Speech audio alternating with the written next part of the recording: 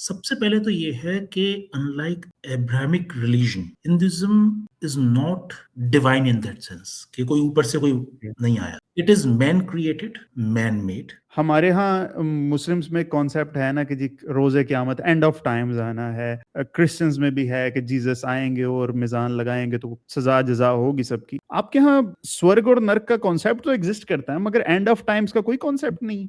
नहीं नहीं नहीं, फर्स्ट ऑफ ऑल स्वर्ग नरक का कॉन्सेप्ट एग्जिस्ट नहीं करता। ये सबसे बड़ा मिसकॉन्सेप्शन है। तो हिंदुइज्म इज नॉट, जैसे मैंने शुरू में बोला, हिंदुइज्म कोई रिलीजन है ही नहीं। इट्स एन अटेम्प्ट, मैं रिपीट कर रहा हूँ, अंडरलाइन कर रहा हूँ, it's an attempt to understand the philosophy of life. Philosophy अगर आपको हिंदुइज्म की समझनी है तो हिंदुइज्म की फिलोसफी जो है वो उपनिषद और गीता में, जहां ना किसी राम का, ना शिव का, ना दुर्गा का नाम है, वो ब्राह्मण का नाम है। एक चीज है ना, हमारे यहाँ एक पॉजिटिविटी और नेगेटिविटी की जंग है, अल्लाह और शैतान की जंग है। क्रिश्चियनिटी में भी कुछ ऐसे ही है, पॉजिटिव नेगेटिविटी की जंग है। तो जंग कभी ना कभी एंड होगी। तो जब ब्राह्मण ने अगर ये काम शुरू किया, लेट से, बेशक ये माइथोलॉजी है, इससे what he is getting out of it, अगर ये कभी रुकना ही नहीं है तो what is the purpose of this entire cycle? क्या पर्पस है हिंदू फिलॉसफी में? ये क्यों है यूनिवर्स, किस लिए बनाया गया, इसका कोई आंसर नहीं है। चलें आगे बढ़ते हैं।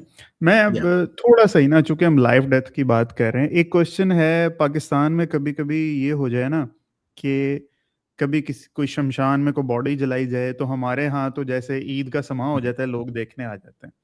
वो पाकिस्तान की बहुत फेमस है हमारी जया जग्गी साहिबा, वो एक पॉडकास्ट में बता रही थी कि लोग आके खड़े हो गए और जजमेंटल होने लगे कि इससे कोई बेहतर वे नहीं हो सकता था बॉडी को डिस्पोज ऑफ करने का। ये चीज होती है। तो सर मुझे थोड़ा इसके पीछे थोड़ा लॉजिक बताइएगा कि ये किसकी एक्ट की रेपिटेशन है, जिसे हम उर्दू में कहते हैं कि किसकी सुन्नत है, ये किसको फॉलो करके ये बॉडीज बर्न करने का रिचुअल चल रहा है, बताइएगा। देखिए, फर्स्ट ऑफ ऑल इसका मैं 2 पार्ट में आंसर करूंगा जी। पहला है कि बॉडी जलाना कुछ लोगों को बहुत वायलेंट लग सकता है, ठीक है ना, जो हिंदू फिलॉसफी को नहीं जानता। मैंने बोला ना, हिंदू फिलॉसफी में this body is one thing, the Brahman inside is another thing. ठीक है। जो मेरे अंदर ब्रह्मन है, मेरे अंदर जो डिविनिटी है, जिसको मैं आत्मा बोलता हूं, वो नॉन डिस्ट्रक्टिबल है, उसको कोई डिस्ट्रॉय नहीं कर सकता। बिल्कुल ठीक है। और क्योंकि हम बिलीव करते हैं साइकिल ऑफ बर्थ और रीबर्थ में, तो हम मानते हैं वो जो आत्मा है, जो ब्रह्मन है, जो इंडिविजुअल सेल्फ है, जो पार्ट ऑफ सुप्रीम सेल्फ है, वो बिल्कुल ठीक निकल है। के दूसरी बॉडी में चली गई, दूसरा जन्म उसने ले ठीक लिया। है। ठीक है।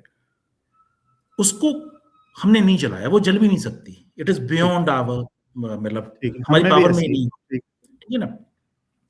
तो बॉडी जो है, बॉडी को माना जाता है हिंदुओं में वस्त्र, क्लोथ, गारमेंट्स की तरह से। जैसे पुराने गारमेंट्स होते हैं, हम उसको उतार के अपना जी जी। पैंट शर्ट दान दे देते हैं, फेंक देते हैं, हम एग्री सोचते नहीं, एग्री हम उसके एग्री साथ, एग्री। हम उसके साथ इमोशनली अटैच नहीं होते हैं। तो ये वो चीज है। अब बात आती है कि भाई ठीक है, आपने मान लिया भाई आत्मा आपकी अलग है, वो एटर्नल है, एवर एग्जिस्टिंग है, बॉडी आपकी टेम्परेरी है, ठीक है, मान लिया, ये बात मानी गई। जलाते क्यों हो आप इसको इतना वायलेंटली, लोग ये बोल सकते हैं। उसका एक हिस्टोरिकल रीजन, मैं 2 रीजन दूंगा, एक फिलोसफिकल रीजन, एक हिस्टोरिकल रीजन। एक हिस्टोरिकल रीजन ये हो सकता है कि अनलाइक मिडल ईस्ट, जहां पे कि ग्रीनरी, पेड़, वुड होती नहीं थी तो बड़ी प्रेशियस थी वो डेजर्ट में, वो तो खाना बनाने के लिए आप वुड का यूज करोगे। And if I talk of west, Europe की बात कर रहा हूं, तो वहां इतनी ठंड पड़ती थी कि वुड का यूज वो घर को गर्म करने के लिए करेंगे, ना कि बॉडी जलाने के लिए। बिल्कुल ठीक है। India was full of forest, forest he forest थे उस वक्त, तो पूरा इंडिया फॉरेस्ट था। तो हम फॉरेस्ट को काटते थे और वहीं पे एग्रीकल्चर करते थे, या सिटीज या टाउन पे बसाते थे। तो would was in abundance, it was not a precious commodity. तो इसलिए जलाने का कॉन्सेप्ट आया, गाड़ने का कॉन्सेप्ट नहीं आया। ये तो है हिस्टोरिकल रीजन मैं बोलूंगा। और वेस्ट के अंदर दफनाने का या बरील का या मिडिल ईस्ट में इसलिए आया क्योंकि वहां एक जगह तो वुड थी नहीं, है बहुत कम थी, दूसरी जगह वुड की और कहीं रिक्वायरमेंट थी घर को गर्म रखने के लिए, स्पेशली वेस्ट के अंदर जब विंटर्स होती हैं। अब दूसरा है फिलोसफिकल रीजन बॉडी को इसलिए जलाया जाता है to convey to the masses कि जो आई, मी, मैं, जो ईगो है, ये कुछ नहीं है, बॉडी है, देखो मर गई ना, खत्म हो गई ना। बिल्कुल ठीक है। तो वो एक सटल वे में इस फिलॉसफी को कन्वे करने के लिए टू द मासेस ये रिवाज शायद शुरू हुआ होगा, ये मेरा सोचना है। ठीक ऐसा है। कहीं मैंने किसी स्क्रिप्ट में नहीं पढ़ा। तो ठीक है। These could be one of the, या तो दोनों रीजंस हो सकते हैं, दोनों में से कोई एक रीजन हो सकता है। ठीक है। अब तो वैसे तो वुड आज यूज नहीं हो रही, अब तो किल्न होती है, उसके अंदर वो डालते हैं और वो नहीं नहीं ऐसा नहीं हलचल। नहीं नहीं नहीं नहीं नहीं हाँ, नहीं नहीं वीडियोस में देखा है ऐसा। नहीं नहीं नहीं वो इलेक्ट्रिकल जो है वो आज की हाँ डेट में गवर्नमेंट प्रमोट कर रही है। जब मेरे हाँ। फादर एक्सपायर हुए तो मेरा बहुत मन था कि मैं पॉल्यूशन ना करूं, वुड को नहीं यूज अच्छा। करूं। ठीक है। बट माय ब्रदर और मेरे सारे रिलेटिव्स थे, दे वर एडमेंट, नहीं हम तो अपने रिचुअल है, हम तो उसी तरह से करेंगे। ठीक है। तो वो बहुत कम लोग करते हैं, जबकि क्या है, वुड में तो आपको पैसा देना पड़ता है, you have to purchase the wood. हाँ। और वो फ्री है, क्रिमेशन, इलेक्ट्रिक क्रिमेशन बोलते हैं, वो फ्री है। ठीक गवर्नमेंट है। प्रमोट करती है फ्री में कराओ, तब भी वहां पे कोई नहीं चाहता, बहुत कम, मतलब आप मान लीजिए 1% 2%, बस। ठीक है। And after that why do you immerse the ashes in Ganga और हरिद्वार, ये क्यों करते हैं? देखिए मैंने बोला ना कि ये रिचुअल्स हैं, मैंने बोला फिलोसफी है, एक वैल्यू सिस्टम है, एक रिचुअल है, एक ये माइथोलॉजी। एक बात जो मैं आपकी बात से ये समझ रहा हूँ कि ये रिचुअल्स तो इंसान बनाते हैं ना सर, मनुष्य हाँ बना रहे बिल्कुल हैं, इंसान बना रहे हैं, बिल्कुल ठीक है। बिल्कुल। मतलब ये कोई ये चीजें डिवाइनली गाइडेड नहीं है आपको कि ऐसे जलाना है, ऐसे ही इमर्स ऐश करनी है, ये डिवाइनली गाइडेड देखिए, बातें नहीं है, कोई मैं वेदास में पहले या उपनिषद में ये कोई मैं गाइडेंस नहीं है। मैं पहला तो ये बताना चाहता हूँ, जी। फर्स्ट ऑफ ऑल, अगर आप मुझे 5 मिनट दें तो मैं एक बार फिलोसफी, वैल्यू सिस्टम, रिचुअल और माइथोलॉजी को कवर कर लूंगा, आपके हो सकता है काफी आंसर इसी में से मिल जाएं आपको। ठीक है, आप बता दें ठीक है ना। क्विकली। जी। सबसे पहले तो ये है कि अनलाइक एब्राहमिक रिलीजन, जी। Hinduism is not divine in that sense कि कोई ऊपर से कोई नहीं आया। ठीक है। It is man created, man made. Okay. Okay. अब वो आजकल के पंडित भले ही बोले हैं वो जी वो डिवाइन है, मैं वो है मान वो है, रहा हूँ। मगर हमारे स्क्रिप्ट में ठीक कहीं नहीं है। लिखा हुआ। ठीक है। और हिंदुइज्म को अगर आप सही सेंस में समझेंगे तो हिंदुइज्म इज नॉट अ, जैसे मैंने शुरू में बोला, हिंदुइज्म कोई रिलीजन है ही नहीं। इट्स इट्स एन अटेम्प्ट, मैं रिपीट कर रहा हूं, अंडरलाइन कर रहा हूं, it's an attempt to understand the philosophy of hmm. Life. Okay. Attempt है। ठीक है। अटेम्प्ट है तो attempt। उसमें फाइनलिटी भी नहीं है सो कि ये आखिरी आखिरी ऑनेस्ट वर्ड अप्रोच। है, ये आखिरी वर्ड है, ये भी नहीं है हिंदुइज्म के अंदर। बिल्कुल ठीक ठीक है। है ना। तो बिल्कुल वो ठीक। अटेम्प्ट है एक फिलोसफी को समझने का। हम्म। और जैसे पहले ये एरिस्टोटल हुए, प्लूटो हुए, ये चाणक्य हुए, they were all, you can say they were philosophers. कोई नया फिलोसफर आता है, वो नई फिलोसफी लाता है। बिल्कुल ठीक। ठीक है ना। बिल्कुल तो वो ठीक। एवर इवॉल्विंग है, इसलिए काफी जो हम्म। हिंदुइज्म को पढ़ने वाले इंटेलेक्चुअल्स हैं, जो हिंदुइज्म को रियलिटी में जानते हैं, वो एक हम्म। वर्ड यूज करते हैं, संस्कृत का वर्ड है कि हिंदुइज्म जो है, सनातन धर्म इज नव नूतन, एवर इवॉल्विंग। नव नूतन का हम्म। मतलब एवर इवॉल्विंग। ठीक है। तो हर 4-5 साल में, 400-500 साल बाद कोई ना कोई फिलोसफर आता है जो हिंदुइज्म में अपनी फिलोसफी को ऐड करके जाता है। ठीक है। उसमें से मैं एक एग्जांपल देता हूँ, गौतम बुद्ध। जो हम्म। बुद्धिज्म, तो हम उन्होंने तो बुद्धिज्म शुरू नहीं किया था, वो तो उनके हम्म। फॉलोअर्स ने उनको हाँ एक जी। प्रॉफिट मान। That is he was just 100% man made religion, वो तो नहीं खुदा नहीं को वो मानने वाली ही नहीं। Was just one of the many Hindu philosophers. Hmm. आज भी गौतम। अगर मेरे घर में आप आएंगे या किसी भी हिंदू घर में जाएंगे, हम जी लोग जी गौतम बुद्ध की जी। मूर्ति रखते हैं, उनको एज अ फिलोसफर ट्रीट करते हैं, उनको ठीक है। रिस्पेक्ट देते हैं। मेरे घर में भी 3-4 मूर्तियां मिल जाएंगी गौतम बुद्ध की। ठीक है। तो उसके बाद शंकराचार्य आए। उसके बाद एक अभी रिसेंटली आप बोलूंगा, मैं उनको उस लेवल पे तो नहीं डालता, रजनीश ओशो करके हैं, काफी लोग उनको ही जी फॉलो करते ओशो। हैं, जी जी। ओशो को। तो हिंदुइज्म इज एवर इवॉल्विंग, एक मतलब उस टाइप की ठीक है। फिलोसफी, तो कोई मैन मेड है ठीक। ये, कोई फाइनलिटी इसमें नहीं है। Got and it. It is an attempt to understand. और वो अटेम्प्ट अभी 100% कभी, अभी मैंने बोला कभी इम्परफेक्ट, इम्परफेक्ट है। ठीक है। इम्परफेक्ट है। तो अब मैंने हिंदू फिलोसफी की आपसे बात की।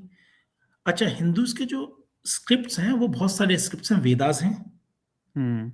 उपनिषद हैं। They are 4 Vedas. They are 108 Upanishads, और कुछ ओके, उपनिषद्स तो सिर्फ 2-3 पेज की हैं, सिर्फ 3-4 पेज में खत्म हो जाती हैं, ओके, ऐसी ये ठीक है। उपनिषद्स हैं। फिर हुँ, आपका आता है पुराण्स, पुरानास, भविष्य पुराण दे आर 7 हैं वो? 18 ओके, 18 पुराण है। ओके, फिर आपका आता है महाभारत और हाँ, रामायण। हाँ, ठीक है, महाभारत हो गई, रामायण हो गई, और ठीक विद इन है। महाभारत जो हुँ, डायलॉग हुआ है बिटवीन अर्जुन एंड कृष्णा, उसको हम गीता बोलते हैं। वो महाभारत ओके, का ही पार्ट है, मगर उस महाभारत का डायलॉग को पार्ट अलग निकाल दिया, वो 2 भगवद घंटे का गीता डायलॉग। इज़ अ सब पार्ट ऑफ महाभारत, ठीक है। इट्स अ डायलॉग, हाँ, महाभारत में। अब हम बात करते हैं फिलॉसफी, अगर आपको हिंदुइज्म की समझनी है, तो हिंदुइज्म की फिलॉसफी जो है वो उपनिषद और गीता में है। ओके, जहाँ ना उपनिषद और किसी गीता, राम का, ना शिव का, ना दुर्गा का नाम है, वो ब्राह्मण का नाम है। ओके। हुँ, ठीक है? फिलॉसफी समझनी है। हुँ, अब आप बात करते हो वैल्यू सिस्टम की। हुँ, हिंदुइज्म का वैल्यू सिस्टम। हिंदुइज्म के वैल्यू सिस्टम, 3 वैल्यूज़ हैं हिंदुइज्म की, जो उसकी जो फाउंडेशन है। पहली है धर्म, हुँ, फॉलो द धर्मा। धर्मा को डिफाइन नहीं किया कहीं पे भी। अच्छा, what is dharma? Because Hinduism, Upanishad ये मानते हैं कि धर्मा जो है, धर्म की जो डेफिनिशन है, वो युग और देश, यानी कि प्रोविंस और टाइम के हिसाब से चेंज होती रहती है। Hmm, it is subjective. Dharma is what is right. Hmm, okay? That is dharma. दूसरा है हुँ, ट्रुथ, सत्य। ठीक, ठीक, और तीसरा है नॉन वायलेंस, अहिंसा। एंड व्हेन आई ठीक, से नॉन वायलेंस, तो नॉन वायलेंस का मतलब ये नहीं है कि जानवरों को मत मारो, इसको मत मारो। Non violence in hmm, all sense, non violence by your thoughts, ठीक है। By your actions and by your deeds. Very good, very good, and thoughts का मतलब है किसी के बारे में बुरा मत सोचो, ठीक है, एक इल फील मत रखो किसी के लिए, नेगेटिव थॉट मत रखो, ईगो को ड्रॉप करो, ये है। ठीक है। और रिचुअल्स जो हैं, अब आप वैल्यू सिस्टम की बात करें, वैल्यू सिस्टम आपके बाय एंड लार्ज आप देखेंगे Ramayana, Valmiki hmm, Ramayana has nothing to do with philosophy. Hmm. It has nothing to do with Hindu philosophy. वो सिर्फ जी, हिंदू आज वैल्यू आजकल सिस्टम। मैं पढ़ रहा हूँ वैसे वाल्मीकि का। नहीं, मत मत पढ़िए उसको, अगर आपको मत फिलॉसफी पढ़ो, समझनी क्यों? है। वो आपको तो फिलॉसफी समझनी है ना। अच्छा, फिलॉसफी तो उसके अंदर है ही नहीं। अच्छा, उसके अंदर सिर्फ वैल्यू सिस्टम है और अच्छा, रिचुअल्स है।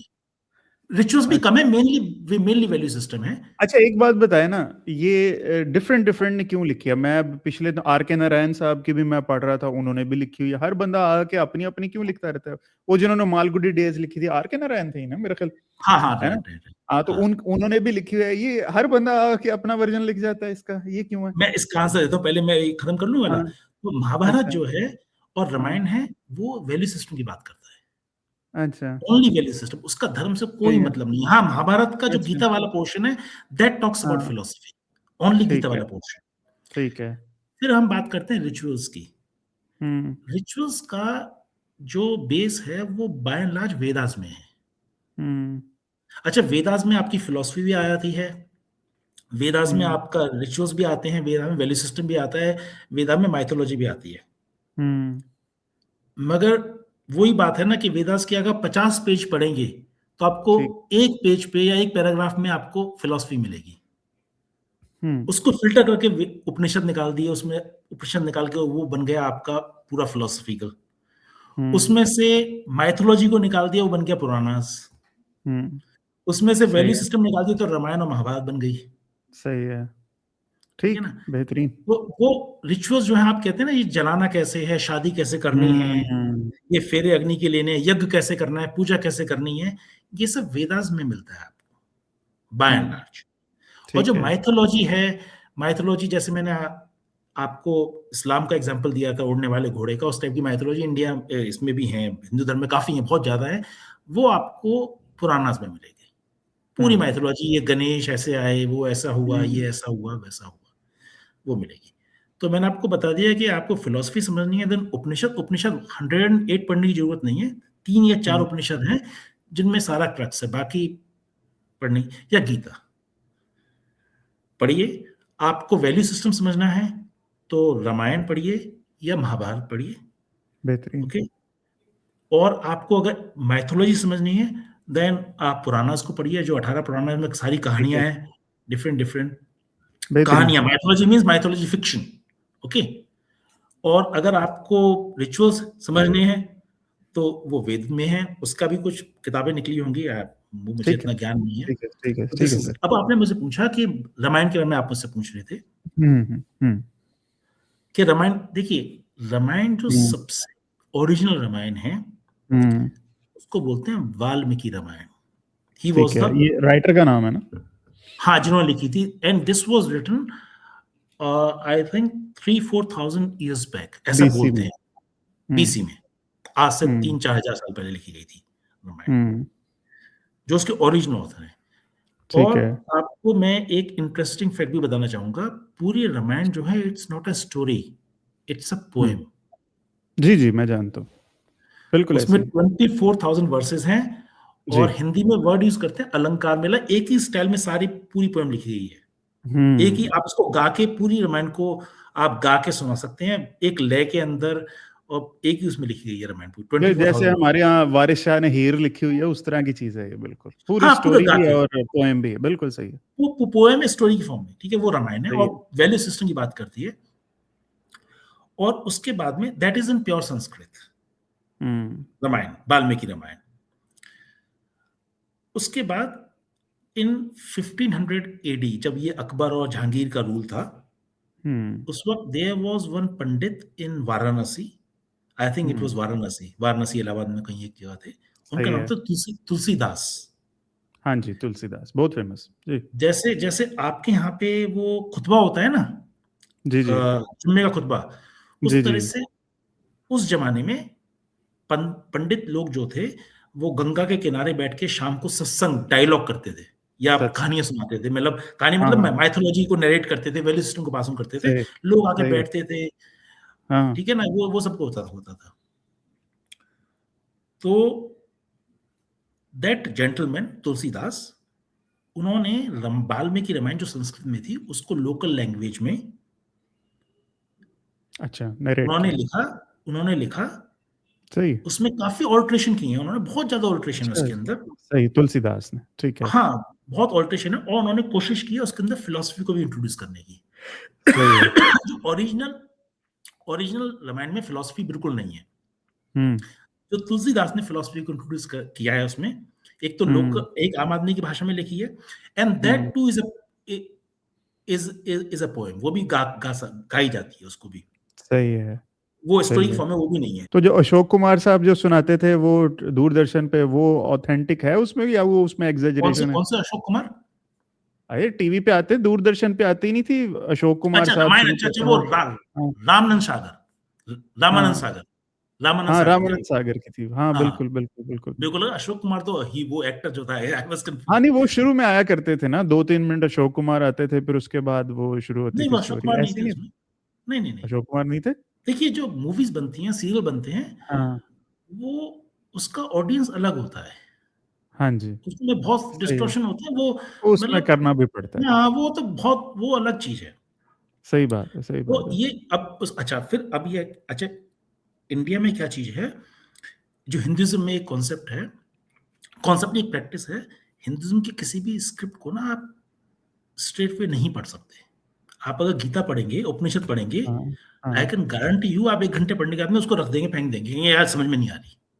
वो लैंग्वेज ही वो ऐसी है, बिल्कुल। लैंग्वेज नहीं, आप अगर उसको, आप उसका ट्रांसलेशन पढ़ेंगे इंग्लिश में या उर्दू में, तब भी हाँ, आपकी समझ में नहीं आएगा वो चीज।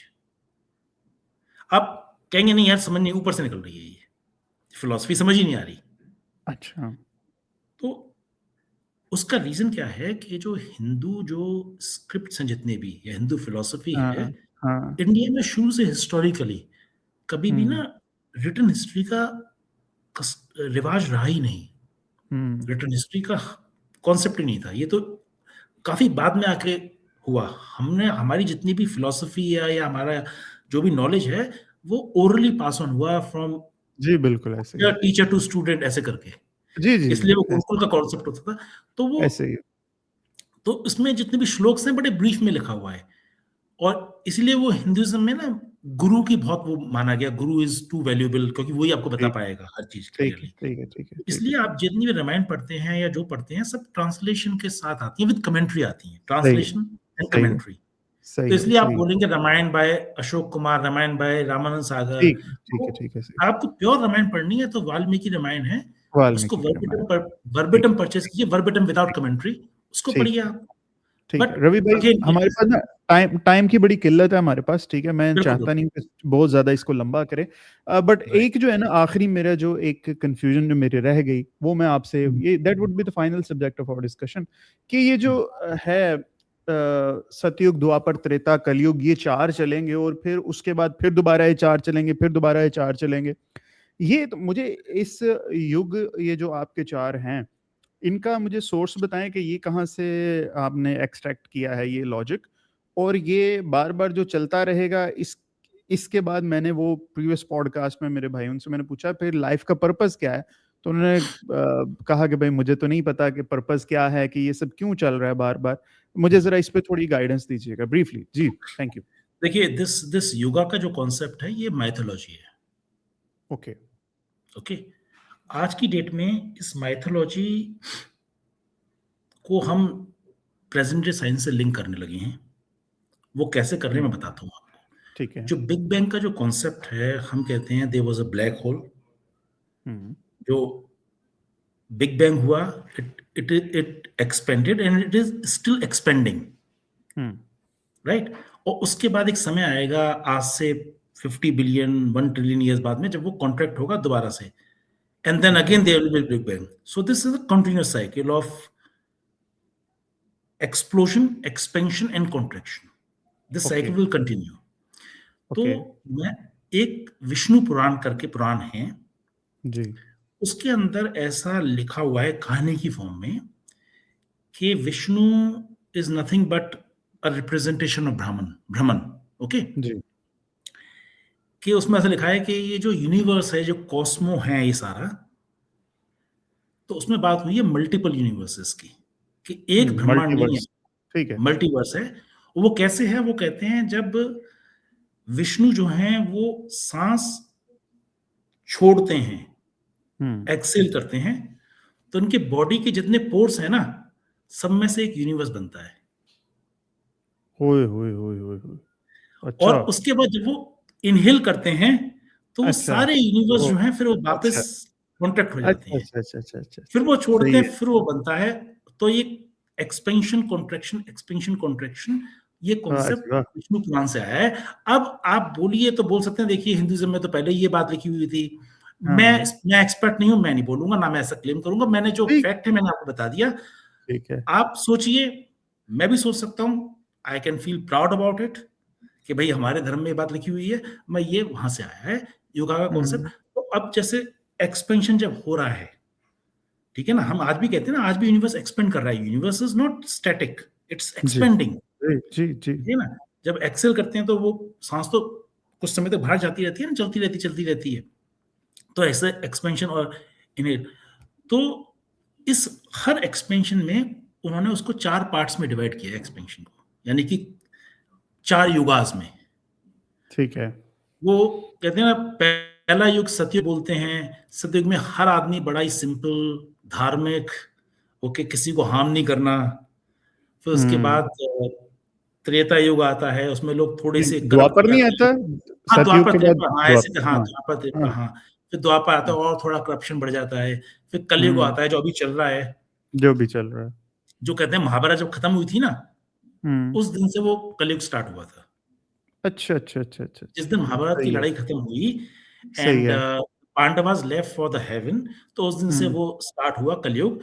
फिर ये चलेगा कलयुग, फिर ये साइकिल फिर खत्म हो जाएगी, फिर दोबारा से वो साइकिल शुरू होगी, वो यही सतयुग तो की। मेरा कंसर्न था कि देखे ना, हमारे यहाँ मुस्लिम्स में कॉन्सेप्ट है ना कि जी रोजे क़यामत, एंड ऑफ टाइम्स आना है, क्रिश्चियंस में भी है कि जीसस आएंगे और मिजान लगाएंगे तो कभी ना कभी सब कुछ सजा जजा होगी सबकी।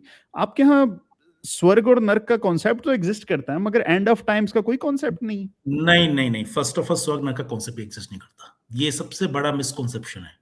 मैं अल्लाह, अच्छा मैं जी, यही कहना चाहता हूँ, शायद इस पॉडकास्ट में मैं कवर ही नहीं कर पाऊंगा, अच्छा, आपकी जितनी भी जो ये आपकी तो मजे की बात है, नेक्स्ट पूरा टॉपिक मिल रहा है हमें, ठीक है, अच्छा, 99% हिंदूज की जो अच्छा, अंडरस्टैंडिंग ऑफ हिंदुइज्म है, मैं उसको गलत प्रूफ कर दूंगा अगर आप 2-3 पॉडकास्ट करें तो।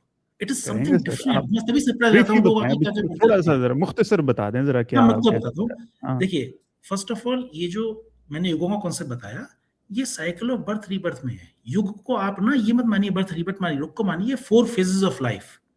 ओके, कि पहले पहले हर कोई ईमानदार था, फिर थोड़ा हल्का करप्शन आया, फिर और करप्शन आया, फिर और करप्शन आया, अच्छा, फिर दोबारा से वो अच्छा, साइकिल शुरू हुई ईमानदारी की। जैसे होता है ना अच्छा, कि जैसे वर्ल्ड वॉर 2 के बाद में हर जगह पीस आ गई, तो हाँ, कलयुग के बाद में फिर दोबारा से वो पीस आ जाएगी, सब लोग पीसफुली जीना शुरू कर देंगे, समझ जाएँगे कि करप्शन में वो फ़ायदा, वो कॉन्सेप्ट है।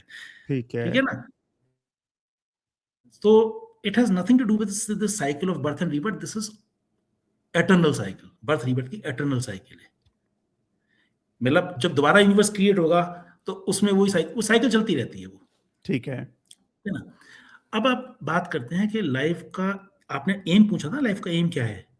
दूसरे लफ्ज़ों में मैं पूछना ये चाह रहा हूँ, लाइफ़ का एम नहीं, कि एक चीज़ है ना, हमारे यहाँ एक पॉज़िटिविटी और नेगेटिविटी की जंग है, अल्लाह और शैतान की जंग है, ठीक है? क्रिश्चियनिटी में भी कुछ ऐसे ही है, ठीक है? कि पॉज़िटिव नेगेटिविटी की जंग है, तो जंग कभी ना कभी एंड होगी। तो जब ब्राह्मण ने अगर ये काम शुरू किया, लेट्स से, बेशक ये माइथोलॉजी है, ट्रू है कि नहीं मुझे नहीं पता। हुँ। इससे what he is getting out of it? अगर ये कभी रुकना ही नहीं है, तो what is the purpose of this entire cycle, बार-बार चले, क्या पर्पज़ है?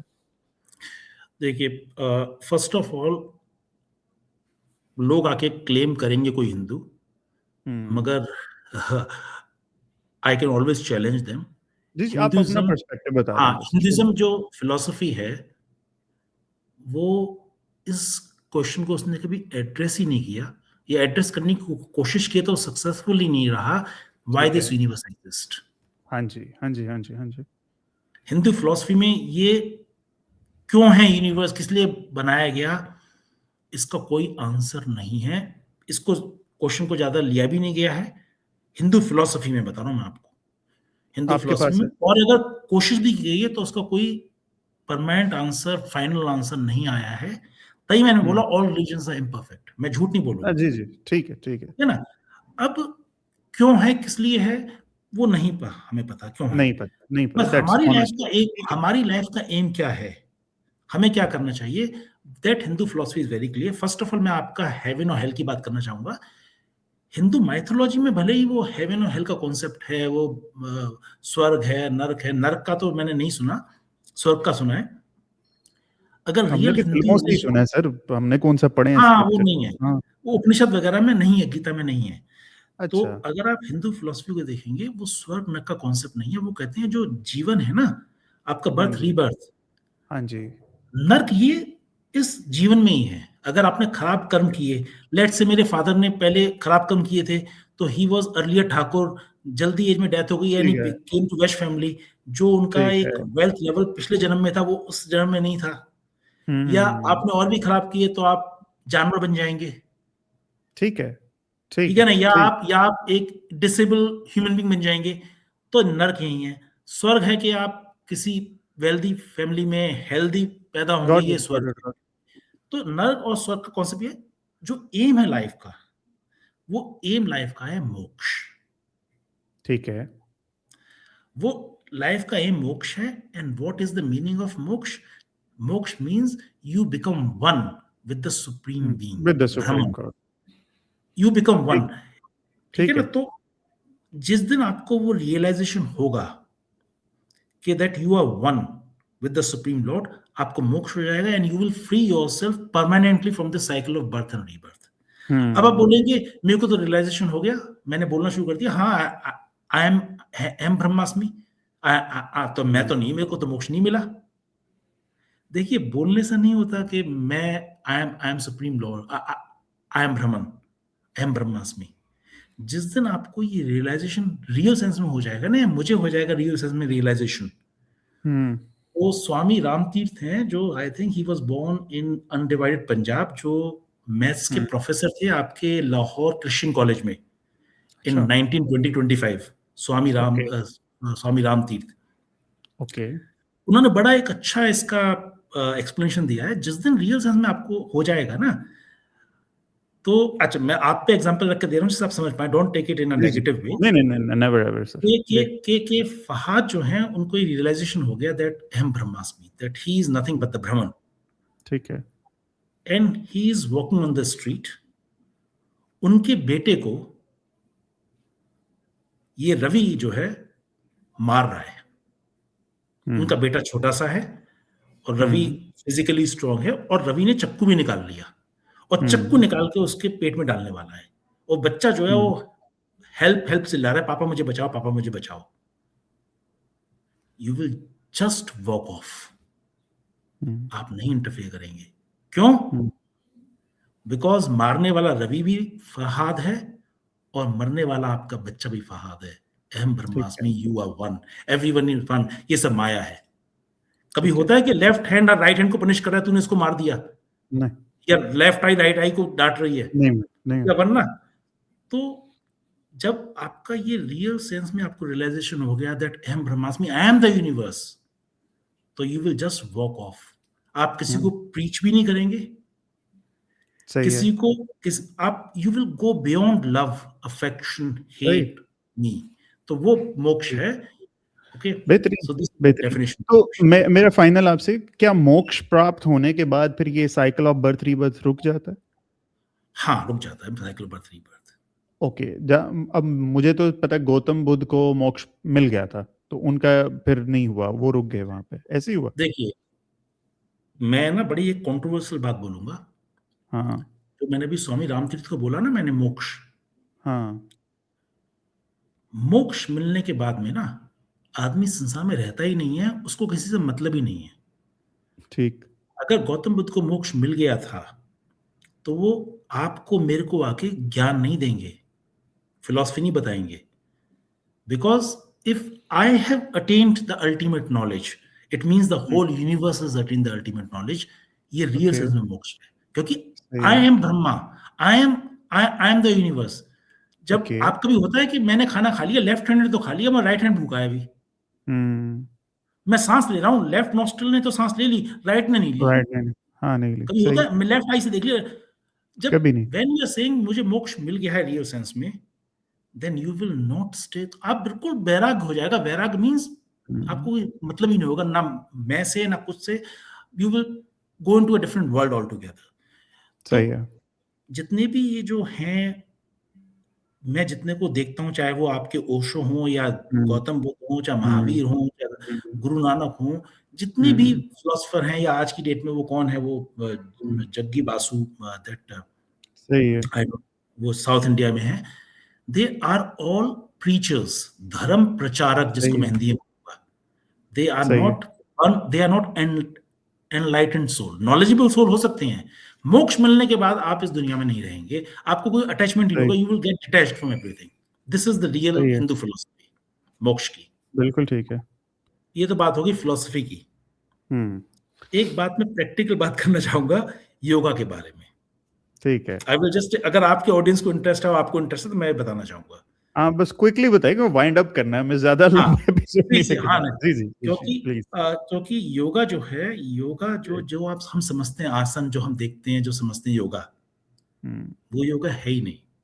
वेदों में अच्छा। आप अगर पढ़ेंगे, और जो योगा की मेन बुक है उसको बोलते हैं पतंजलि योगा, जो महर्षि पतंजलि पतंजलि, योगा। हाँ, अच्छा। पतंजलि ने लिखी थी बुक, जो ऑथर थे, जैसे मैंने बोला ना वाल्मीकि रामायण, अच्छा। उस तरह सही से है। पतंजलि योगा है। और सही है। उसका जो मिशन स्टेटमेंट है, जो वेदों में भी लिखा हुआ है योगा का मिशन स्टेटमेंट, और पतंजलि योगा का भी लिखा हुआ है, वो मिशन स्टेटमेंट है, योग चित वृत्ति निरोध। योग, अच्छा। चित चित मीन्स वृत्ति। माइंड, माइंड, विकृति मीन्स वॉन्डरिंग, निरोध means stop. The hmm. Objective of yoga is to stop the wandering of mind. Hmm. अगर आप पतंजलि सही। योगा पढ़ेंगे, तो अगर वो मान लीजिए 500 पेज की बुक है या 100 पेज की बुक है, तो जो हम ये जो एक्सरसाइज करते हैं, पोस्चर जो करते हैं, हार्डली 1 या 2 pages are devoted to postures. सही। बाकी पूरी book is about pranayama, meditation, dhyana and samadhi. सही। और कॉन्सेप्ट जो योगा का है, जो योगा के पीछे जो साइंस है, हमने साइंस में पढ़ा हुआ है ना, action is equal to reaction, जी, third law. Every action has equal and opposite reaction. हमारी लाइफ पे वो चीज अप्लाई होती है।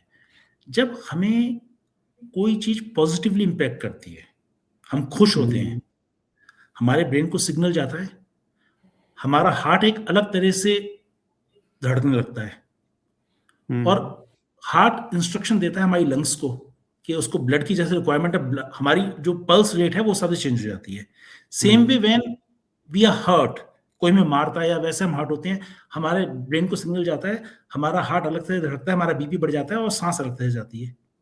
योगा में उन्होंने इस इक्वेशन को रिवर्स कर दिया, reaction is equal to action. Action, उन्होंने अच्छा। कहा कि हमारे साथ जो भी कुछ होता है, चाहे खुशी हो हाँ, या गम हो, अल्टीमेटली उसका इफेक्ट हमारी ब्रीदिंग स्टाइल पे जाता है। हम कैसे ब्रीथ करते हैं, जब गुस्से में होते हैं हम तेज ब्रीथ करते हैं, शॉर्ट ब्रीदिंग होती है मगर फ्रीक्वेंसी बढ़ जाती है, खुश होते हैं तो डीप ब्रीदिंग हो जाती है, फ्रीक्वेंसी कम हो जाती है। तो उन्होंने कहा अगर हम जो हमारे साथ जो हो रहा है एक्शन, उसको तो कंट्रोल नहीं कर सकते, somehow if we are able to have control on our breath, कि हम ब्रीथ कैसे कर रहे हैं, तो हम एक्शन के इम्पैक्ट को रोक सकते हैं। उल्टा, अगर सही है। उल्टा, अगर आपने ब्रीदिंग कंट्रोल कर ली और आपको कोई गाली दे रहा है, आप गुस्से वाली ब्रीदिंग करोगे ही नहीं, तो गुस्सा आपको आएगा ही नहीं।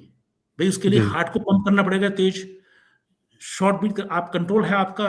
तो योगा का मेन ऑब्जेक्टिव वो है, हम जी, लोग जी, ये उसको, तो मैंने खुद भी प्रैक्टिकली ये चीज़ें करके देखी हैं, बिल्कुल ऐसे ही होता है।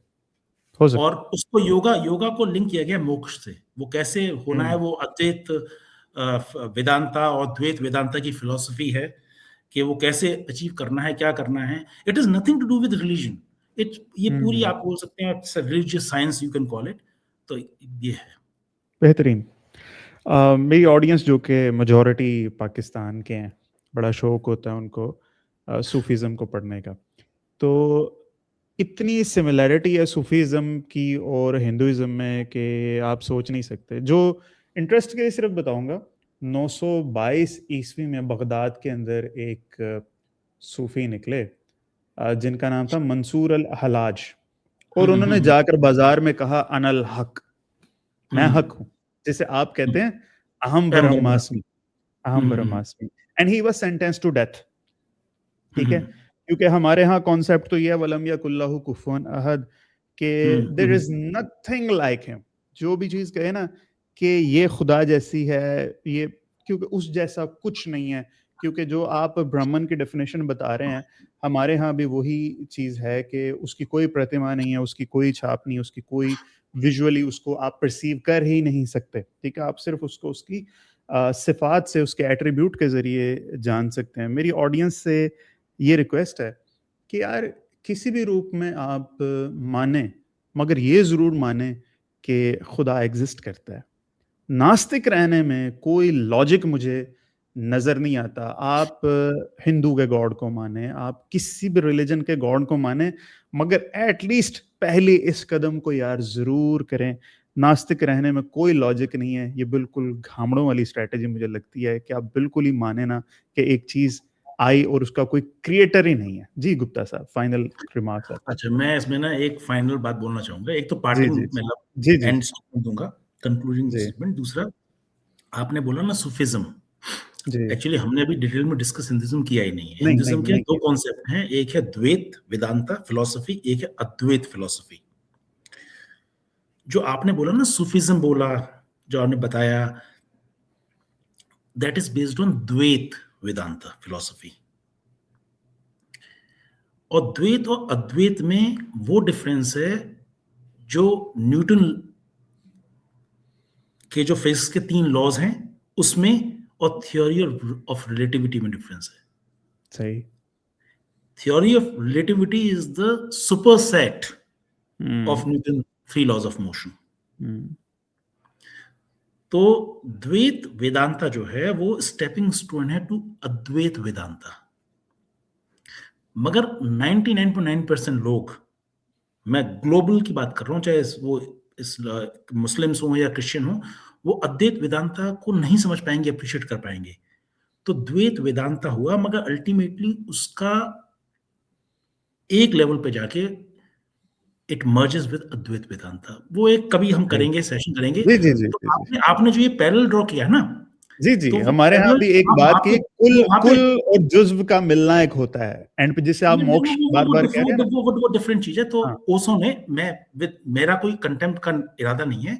ओशो जी, ने जी। एक अपने एक लेक्चर में बोला था कि जो अब्राहमिक रिलीजन है ना, वो ऐसे है जैसे, उन्होंने प्रॉफेट मोहम्मद का नाम लिया था।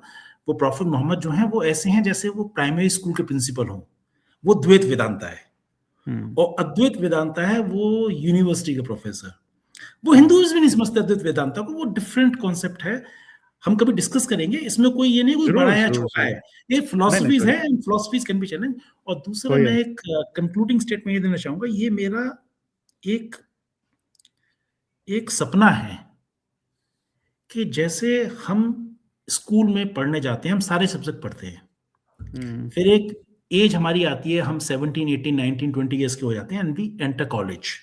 हुँ, और तब हम जो हमने सब्जेक्ट स्कूल में पढ़े हैं, maths, science, arts, music, literature, हम सिलेक्ट करते हैं हमें इसमें से किसको सिलेक्ट करके अपना प्रोफेशन बनाना है। और कॉलेज के अंदर वो सब्जेक्ट सिलेक्ट करके फिर उस पे बेस पे हम प्रोफेशन बनाते हैं। जी, कोई जर्नलिस्ट जी, बनता है, जी, जी, कोई जी। मेडिकल डॉक्टर बनता है। और जब हुँ, फैमिली में रात को डिनर टेबल पे फैमिली मेंबर्स बैठे होते हैं, उनमें से कोई हुँ, डॉक्टर है, कोई लॉयर है, हुँ, या कोई म्यूजिशियन है, या कोई हुँ, कहता है जी मैं तो कुछ नहीं पढ़ रहा, मैं तो पढ़ाई छोड़ रहा हूँ, कॉलेज जाना ही नहीं मुझे, जिसको नास्तिक बोल सकते हो आप, मैं तो अपना बिज़नेस सही है। करूँगा। ऐसे, या कोई कहता है मैं कुछ करूँगा ही नहीं, मस्ती करूँगा, अपने एंसेस्ट्रल वेल्थ पे एन्जॉय करूँगा। तो डिनर टेबल पे कोई एक-दूसरे को नीचा नहीं देखता कि भई तू तो बेकार है, तू तो लॉयर है, या तू जर्नलिस्ट है, मैं साइंटिस्ट हूँ या वो हूँ। मैं चाहता हूँ एक समय ऐसा आएगा, डेफ़िनिटली आएगा, 100 साल, 200 इंशाल्लाह। साल बाद, कि लोग जो है ना सारे रिलिजन पढ़ेंगे। और जब उनके अंदर एक मैच्योरिटी, एक विज़डम आ जाएगी, they will pick and choose the religion of their choice, बिल्कुल ठीक, कि मुझे ये पसंद आ रहा है, मुझे ये पसंद नहीं आ रहा। और बिल्कुल वो ठीक है। चॉइस ये भी हो सकती है कि मुझे कोई रिलिजन पसंद नहीं आ रहा, हुँ, मैं नास्तिक हूँ। ठीक है।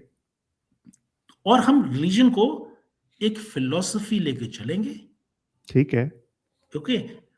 अब और या हम एक थ्योरम लेके चलेंगे, जैसे साइंस में वो क्वांटम मैकेनिक्स है और थ्योरी ऑफ रिलेटिविटी है, दोनों में क्लैश है, मगर कोई साइंटिस्ट जब दो मिलते हैं, कोई क्वांटम वाला और रिलेटिव वाला, तो आपस में वो एक दूसरे से झगड़ते नहीं, गाली नहीं देते हैं, ठीक है हुँ, ना? Same way. तो वो समय आना चाहिए, हम लोग इसको अपना एक, इस अकीदे को हम एक पर्सनल चॉइस बनाएं, और इस पे, इसके बेस पे किसी से हेट या लव ना करें। बिल्कुल सही है जी। और लिटरली देखा जाए तो कोई भी रिलिजन दूसरे रिलिजन को हेट करने की तो कहीं भी कोई नहीं देता। चाहे आप इस्लाम को खोल लें, चाहे आप सनातन धर्म को खोल लें, चाहे आप क्रिश्चियनिटी या ब्राह्मणिक रिलिजन को खोल लें। कोई इंसान क्या कर रहा है, इस चीज़ की बेसिस पे उसके धर्म को आप जज नहीं कर सकते। हिटलर की हरकत से क्रिश्चियनिटी को मत जज करें, अशोक की हरकतों से आप बुद्धिज़्म को जज मत करें, ठीक है? तो विद दैट सेड जी, अपना बहुत ख़्याल रखिएगा। रवि साहब बहुत शुक्रिया सर आपकी तशरीफ़ आवरी का। वादा करके जाएँगे दोबारा फिर आएँगे। नहीं, मैं डेफ़िनिटली आऊँगा। मैं ये चाहता हूँ कि, क्योंकि अभी तो हमने हमने जी, जी। सिर्फ़ एक परत उतारी है, पहला लेयर उतारा है, ठीक अभी तो है। हमने डिस्कस नहीं किया हिंदुइज़्म की रियल फ़िलॉसफ़ी को।